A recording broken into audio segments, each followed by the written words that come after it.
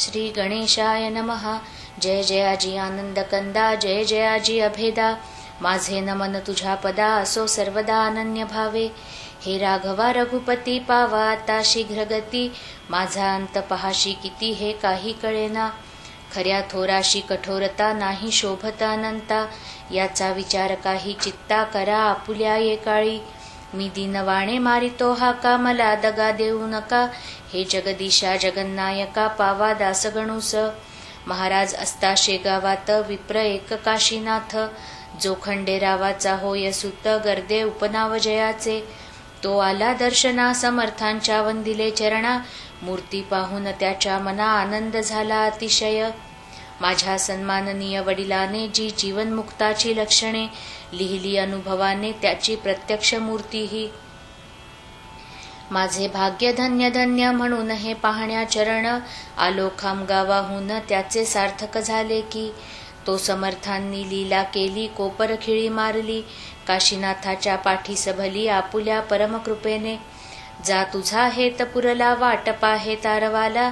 या भाषणे घोटाळला, काशीनाथ मानसी.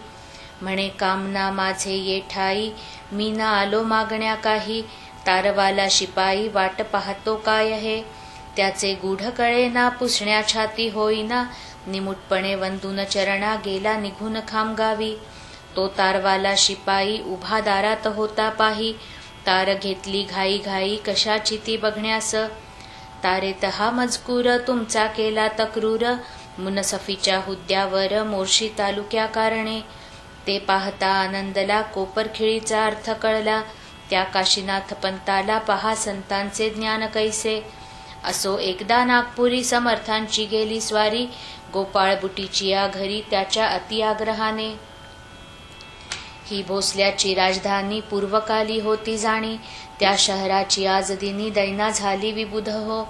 स्वातंत्र्यरूपी प्राण गेला, खरा धनी याचक ठरला. परक्यांचा बोलबाला झाला जया शहरात. गजघोडे पालख्या अपार, नाहीशा झाल्या साचार. रस्त्याने फिरे मोटार, अति जोराने विबुध हो.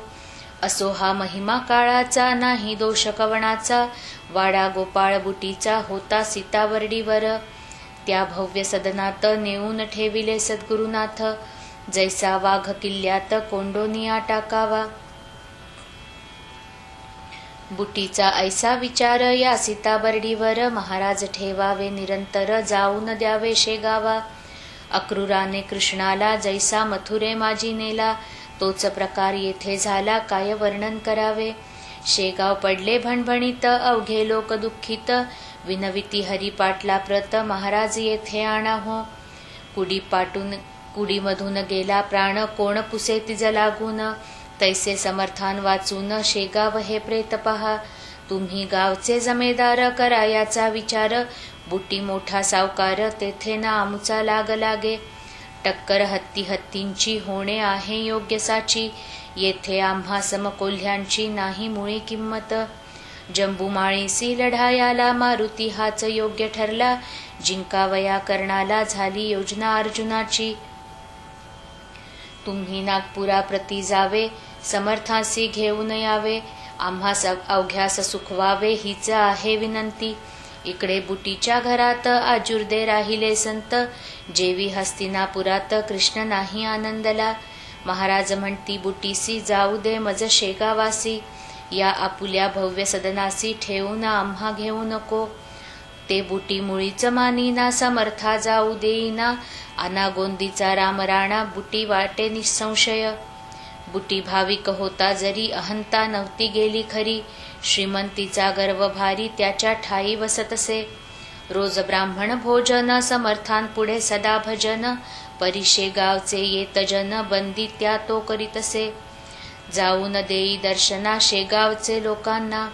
बिगर परवानगी श्रीमंत सदना, जाता न ये कवणासी.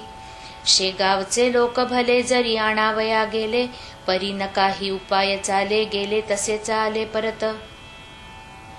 इकडे भक्त पाटील हरी, काही मंडळी बरोबरी. घेऊन निघाला नागपुरी, समर्थांसी आणावया. बसला अग्निरथात, त्याच वेळी वदले संत. त्या गोपाळ बुटी प्रत, येणे रीती ते ऐका. अरे गोपाळा पाटील हरी निघाला यावया नागपुरी. तो येण्याच्या आतपरी मला येथून जाऊ दे. तो येथे आल्यावर शांतता नाही राहणार. तो पडला जमेदार याचा विचार करावा. तुझ्या धनाच्या जोरावरी उड्या या जाण निर्धारी. तो मनगटाच्या बळावरी नेईल मजला येथून. हरी पाटील तेथे आला शिपायाने अटकाव केला. परी तो न त्याने मानिला प्रवेश केला सदनात. गोपाळ बुटीची या घरी पंगत होती थोर खरी. पाटील आल्याच्या अवसरी आले ब्राह्मण भोजना. ताटे चांदीची अवघ्यास शिसमचे पाट बसण्यास. होत्या पातळ पदार्थास वाट्या जवळ चांदीच्या. नानाविध पक्वाने होती भोजना कारणे. मध्यभागा आसन त्याने मांडिले समर्थ बसण्यास. ऐशी बुटीची श्रीमंती तिचे वर्णन करू किती. ज्याला कुबेर बोलती लोक नागपूर प्रांतीचा. असो हरी पाटील सदनात आले समर्था नेण्याप्रत. तो महाराज निघाले धावत द्वारी त्यास भेटावया. वासरा गाय पाहून जैसी येई धावून. तैसे स्वामी गजानन पाटलासाठी धावले. चाल हरी शेगावासी येथे मुळी न राहणे मसी. तू आलास न्यावयासी हे फार बरे झाले. समर्थ जाऊ लागले ते गोपाळाने पाहिले. अनन्य भावे चरण धरिले समर्थांचे येऊन. विक्षेप माझा गुरुराया नका करू या समया. दोन घास घेऊन या इच्छित स्थला मग जावे. तैसेच बुटी पाटलासी बोलू लागले विनयेसी. तुम्ही घेऊन प्रसादासी जावे हेच मागणे.